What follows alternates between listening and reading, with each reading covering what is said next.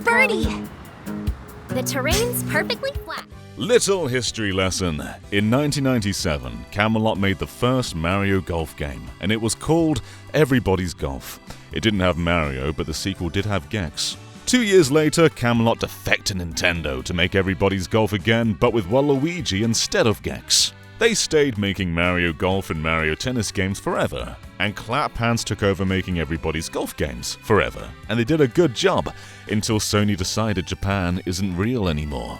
Now, Clap Hands have had a pretty great time making golf games without Sony, like the Switch's Easy Come Easy Golf and the amazing Quest game Ultimate Swing Golf, which makes golf real. But as cool as that is, I still miss the flavor of Everybody's Golf. Now, Sony are licensing their old Japan studio franchises to Bandai Namco, and for the first time, this has resulted in an entirely new game. Not just on PlayStation, but also flippin' Nintendo. The first brand new Everybody's Golf game in 8 years, and even without Clap Hands or Camelot, they've done a really good job.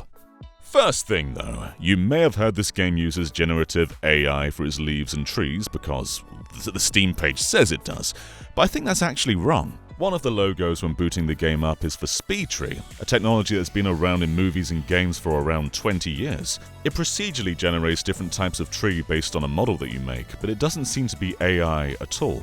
It's what Avatar used for all its trees and many other movies and games. I think this may have been a misunderstanding.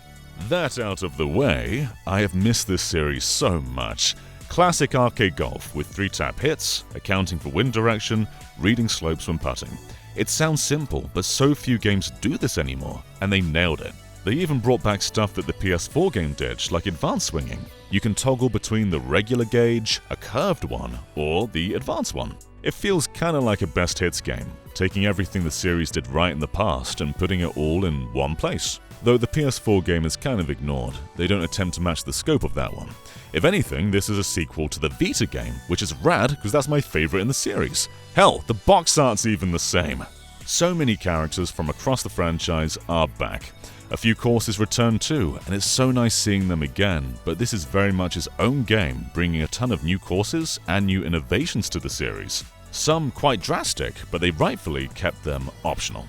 By default, how you apply spin to the ball is totally different, being a separate step before you swing. You can manually see exactly where on the ball you're hitting and see how the spin is affected in real time.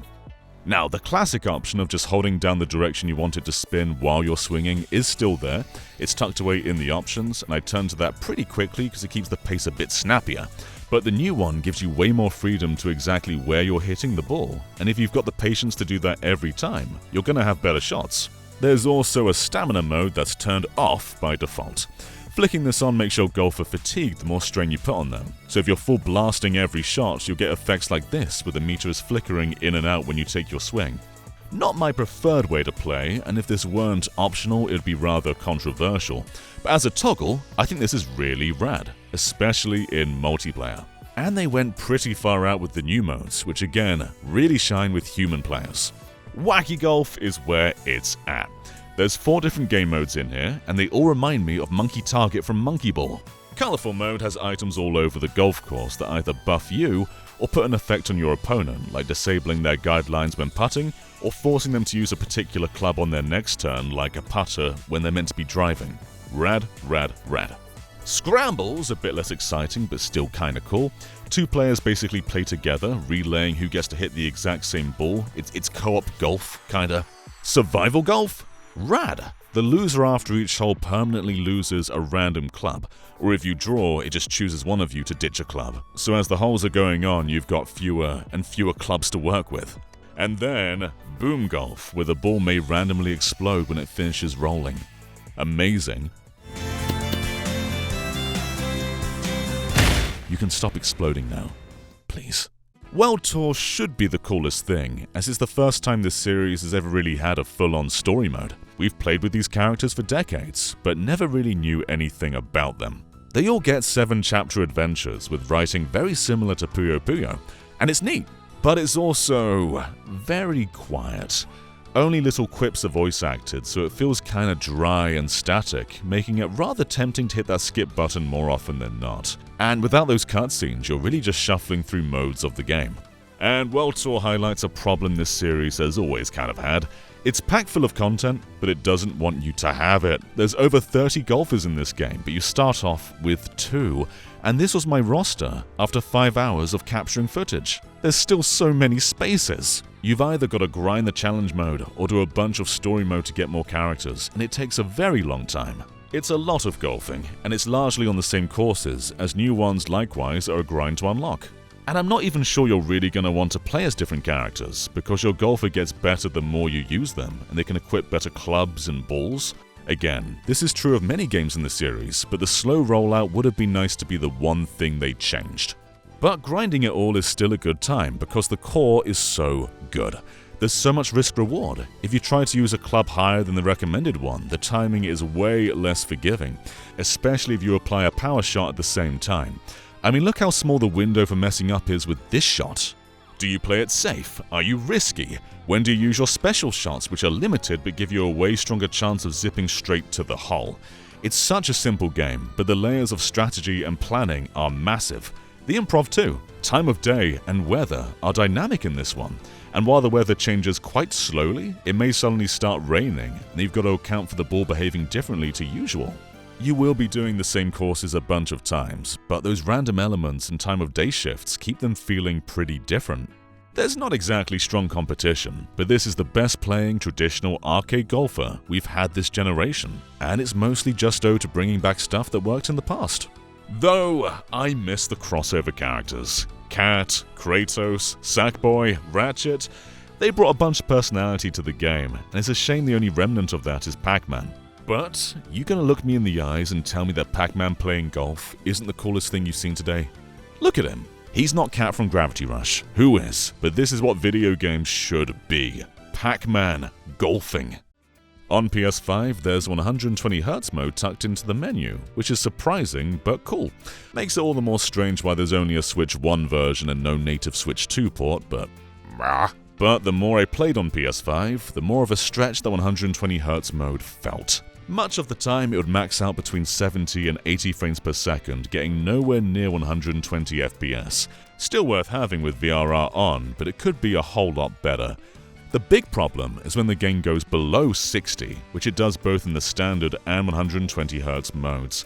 More often than not, it is a lock 60. Only the flyovers make it drop a couple of frames every now and then, but certain courses under certain weather conditions just do not go near 60.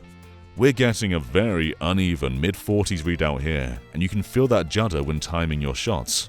We haven't been able to test the Switch 1 version yet. We'll have a performance comparison as soon as we get it, but base PS5 at the very least does struggle at times. Very, very strange, as the game is a bit flat visually. I like the bold colors, and the models are nicely detailed, but let's put it side by side with the PS3 game from 17 years ago, and I think it kinda lacks those extra details. Look at the vegetation in this shot here. There's not only more of it on PlayStation 3, but the colors stand out way more effectively. Granted, the lighting was fixed in the older games, whereas the new one has dynamic lighting, but I think outside of resolution, the older games look near universally better. More reactive and alive too. Jasmine's skirt really highlights the wind direction back on PlayStation 3, whereas I can't even really tell if it's following the wind in the new one. I don't think it is. It's barely moving. Just score a birdie. Looks like a downhill slope. Good work. There's still room for improvement with everybody's golf hotshots. The performance is strange in areas, and getting new characters and courses just takes too long. But at its core, this is one of the most refined arcade golfers in a decade. If you're a fan of those older games, this is more of that. And if you're someone who's fallen off Mario Golf and wants it to return to how it used to be, this is that. It feels just as good as how Claphams did it from a gameplay perspective, and all the new modes and ideas rock. But the lack of Sony budget is apparent. We're not matching the PS4 game with its online scope, but the revert back to the classic games is exactly what I wanted. And if a few things were tightened up, this may be one of the best games in the entire series. I just want voice acting in the story, better performance, less grindy unlocks, and then you're golden. But everything else is already fantastic. And so for that reason, we're giving Everybody's Golf Hotshots an 8 out of 10. If they brought Cat back, that would have given them 3 more points, making it an 11 out of 10. But they didn't, because they're too scared. Thank you for watching, and we will see you next time. Bye, everyone.